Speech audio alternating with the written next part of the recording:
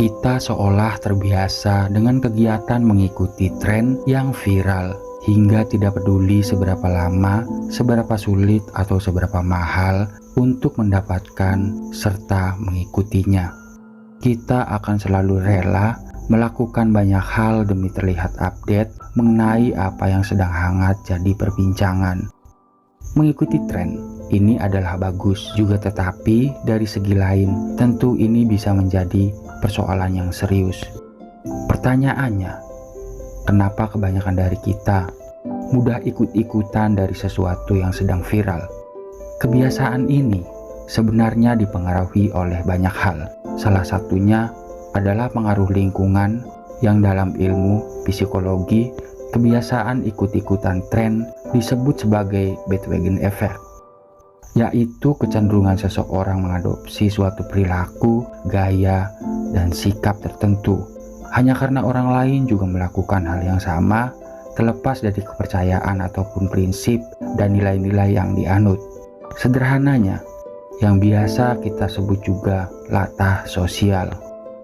Makin populer, semakin tinggi pula kecenderungan seseorang untuk join the hype.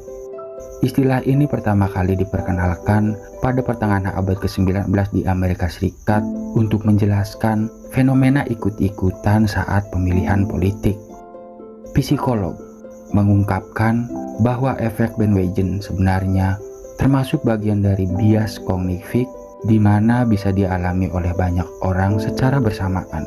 Maksudnya adalah pemikiran seseorang yang bisa dipengaruhi oleh sesuatu yang sering dilakukan oleh banyak orang. Jadi, bandwagon effect ini tidak hanya berlaku pada fenomena politik, tetapi juga pada tren fashion, kuliner, kecantikan, dan masih banyak lainnya. Lalu, mengapa hal ini bisa terjadi? Penyebabnya adalah karena orang-orang dipengaruhi oleh tekanan dan norma sosial yang dimiliki oleh mayoritas orang. Ketika terlihat banyak orang melakukan suatu hal secara bersamaan, menjadi sangat sulit bagi kita untuk tidak ikut-ikutan melakukannya. Karena masyarakat beranggapan bahwa apapun yang dilakukan oleh banyak orang akan dianggap bagus dan benar. Ukuran benar dan salah, baik dan buruk, akan ditimbang berdasarkan banyaknya massa yang mendukung, bukan berdasarkan hasil pemikiran logis dan kritis. Seseorang yang FOMO biasanya sangat up to date terhadap banyak hal, bahkan mereka rela untuk mengeluarkan biaya yang lebih meskipun sadar bahwa sebenarnya mereka tidak membutuhkan hal itu. Hal itu dilakukan dengan tujuan agar tidak ketinggalan tren dan menunjukkan kepada semua orang hingga mendapat pengakuan sosial. Lagi-lagi, pengaruh sosial memiliki peran besar dalam budaya ikut-ikutan ini. Kita cenderung nyaman jika orang lain melihat dan mengakui kita dalam sebuah kelompok sosial. Istilahnya, kita merasa semakin diterima dengan menjadi sama dengan suatu kelompok sosial tertentu atau mendapat pengakuan tertentu dari orang lain. Takut dikucilkan juga bisa menjadi poin penyebab efek bandwagon ini.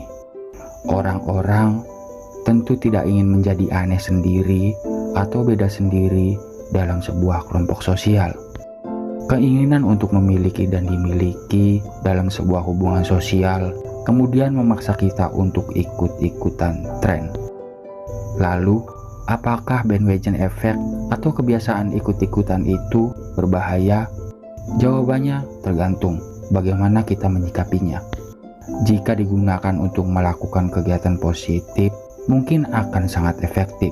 Namun, jika kita tidak lagi mempertimbangkan logika dan hanya asal ikut-ikutan untuk mendapatkan pengakuan tanpa peduli kebenaran atau dampaknya, maka akan bisa berakibat negatif dan juga bisa mempengaruhi massa yang lebih luas. Jadi semuanya kembali lagi pada masing-masing individu. Jika kita menyikapi dengan kritis dan bijak, maka dampak negatifnya mungkin bisa saja berkurang. Sekian video kali ini, dan sampai jumpa di pembahasan berikutnya. Akhir kata, Wassalamualaikum warahmatullahi wabarakatuh.